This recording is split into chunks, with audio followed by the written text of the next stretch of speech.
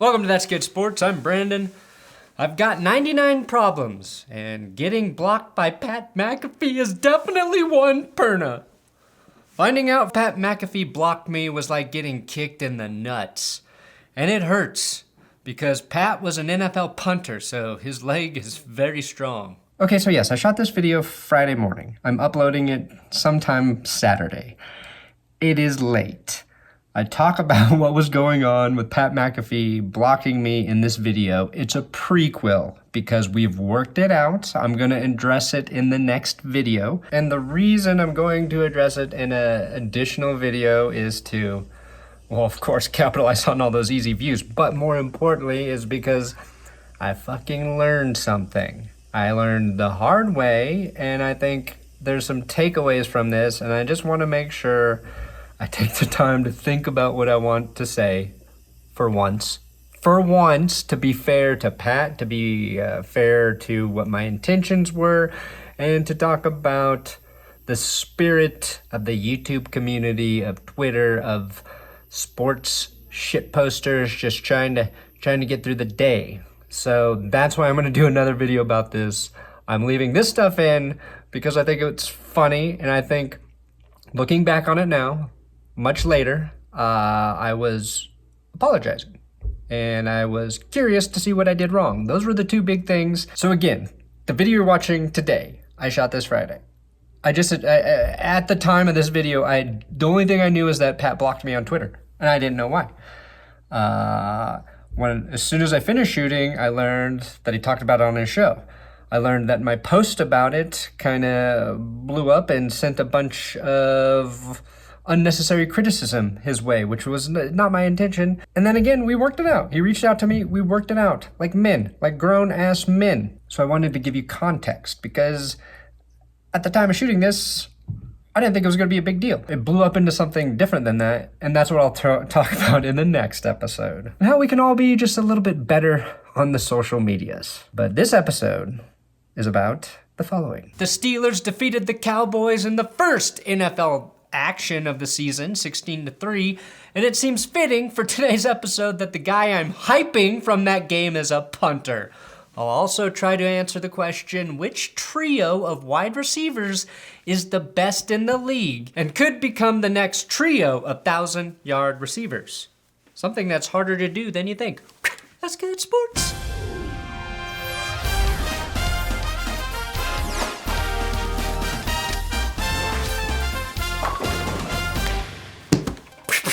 Please don't subscribe to this YouTube channel. You don't need to. Today's episode is sponsored by buyraycon.com/thatsgood, which will save you 15% when you use my link below.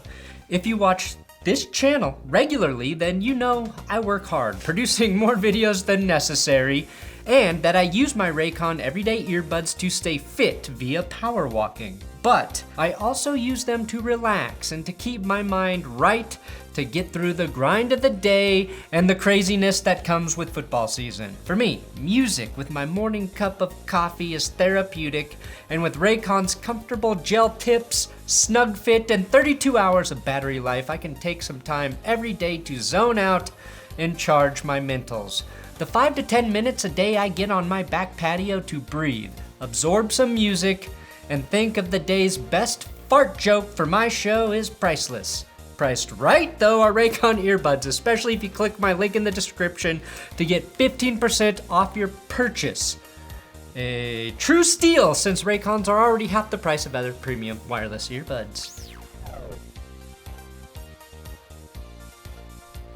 Steelers, Cowboys. The best play from the Hall of Fame game last night was probably this punt by Steelers legman Presley Harvin. No, he is not related to Percy, but in Presley's debut, he dropped this punt on the 1-yard line. You're going to have a tough time seeing a better punt all football season. Talk about blowing your you-know-what too early. If you don't know, I was referring to cum jism, blowing that too early. Now, he dropped 3 of his punts inside the 11, so yes, without being facetious, the Steelers' new punter is the most impressive player I saw all night, and he could have a huge impact for the Steelers this year. Presley was the first black dude to win the Ray Guy Award in its 21-year history at the collegiate level. Pittsburgh took him in the 5th round, and it was a great pick after watching one game.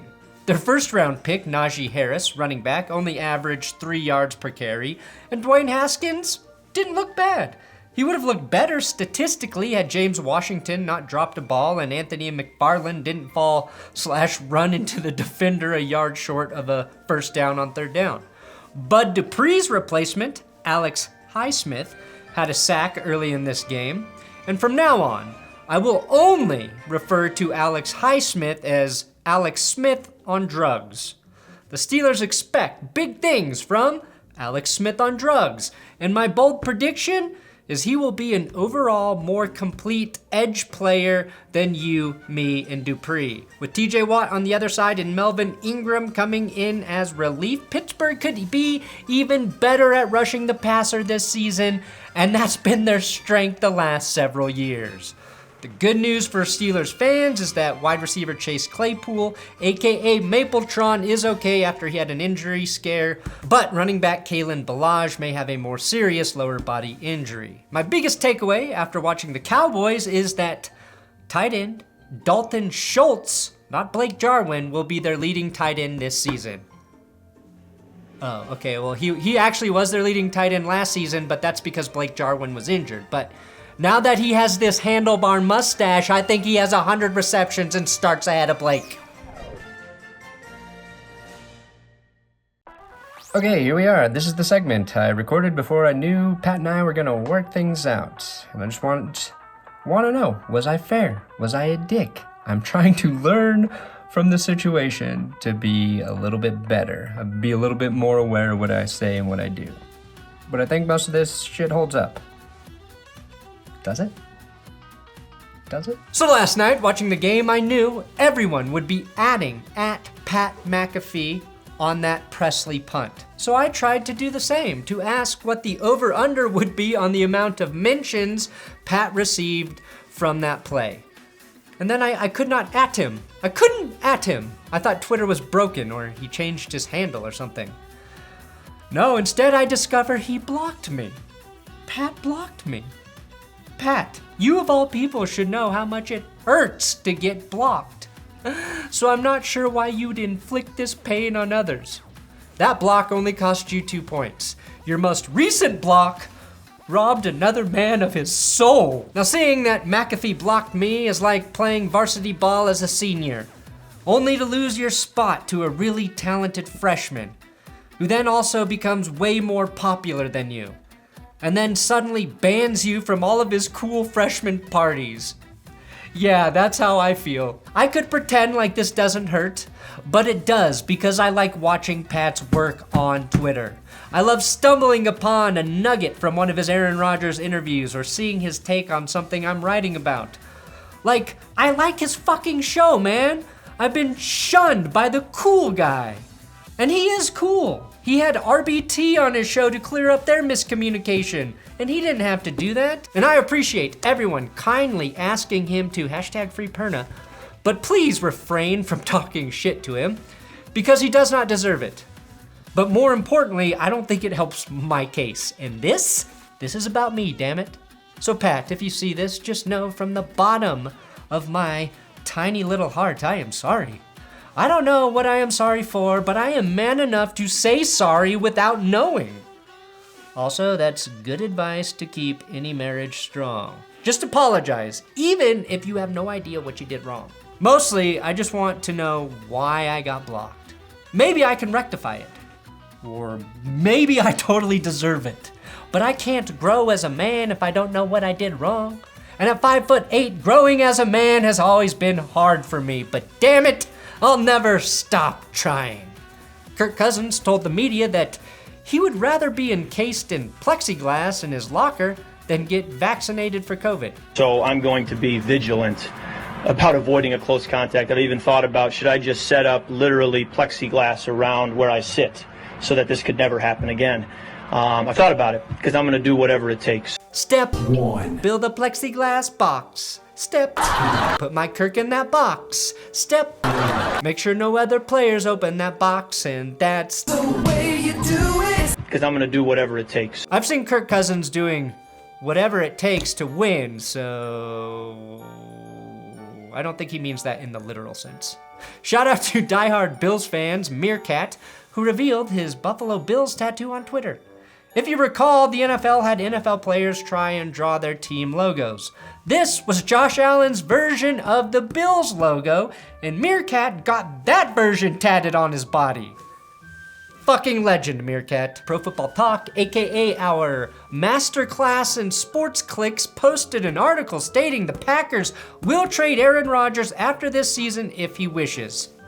It's a verbal agreement, supposedly, and in their short article, they also stated it means it could all be complete bullshit. All right, and the final story here, Bleacher Report actively is trying to hype the Bengals' impressive young receiving trio of Tyler Boyd, second year and underrated ball catcher T. Higgins, and rookie Jamar Chase. Now I love this trio, especially when Joe Burrow gets fully healthy. But nobody trusts the Bengals line to protect Burrow long enough to make this an elite trio. They have a lot to prove as a top-flight trio, considering one of them has yet to even play in an NFL game. But this post did get me thinking, and that's dangerous. Who do you think is the best trio of wide receivers in the league right now? It's a little trickier question than I first believed, because there are a ton of dangerous wide receiver duos, but there aren't really enough passes to go around to give many teams 3 truly elite weapons catching balls. Now, some of the most lethal duos include Tyreek Hill and Travis Kelce, DK Metcalf and Tyler Lockett, Stephon Diggs and Cole Beasley, Justin Jefferson and Adam Thielen. My answer, though, for best trio based on production could have shockingly been last year's Panthers trifecta of ball grabbers in Robbie Anderson, DJ Moore, and Curtis Samuel. 150 more yards for Curtis Samuel, and they would have had 3,000-yard receivers. But that trio broke up. And a fun fact, the last team with a trio of 1,000-yard receivers was, ding, ding, ding, the 08 Cardinals with Anquan Bolden, Steve Breston, and Larry Fitzgerald. Now, Peyton Manning did it in 04 with Marvin Harrison, Brandon Stokely, and Reggie Wayne, but not in 2013 when he actually set the touchdown record and passing yards record with 5,477 with the Broncos. That should show you how hard it is to have 3,000-yard receivers in the same season. Now, the Falcons would have been my top pick this year had they not been forced to trade Julio Jones. It could be the Steelers if Deontay Johnson fixes his dropping issue. The Buccaneers are probably the most likely to have 3,000-yard ball catchers again with Mike Evans, Chris Godwin, and Antonio Brown if he stays healthy. I mean, sane. But I think the best trio this season will be on the Dallas freaking Cowboys. Yes, Scooter. Yes, Scooter. If Dak plays a full season, Amari Cooper, CeeDee Lamb, and Michael Gallup could all break 1,000 yards. And don't sleep on Dalton Schultz. If you do, you could end up pregnant. That group last year without Dak was close to hitting that 1,000-yard mark. And if that defense still gives up too many points, which I think they might, that is a dangerous group in terms of production. Both the Bucs and the Cowboys will benefit from playing in a weak division. Also key for that to happen. And that's it. You made it through a Friday episode of That's Good Sports. Has Pat unblocked me yet? Has Pat unblocked me? Did this work? Did this work? Please free Perna, Pat, 'cause I really do respect you. I'm sorry.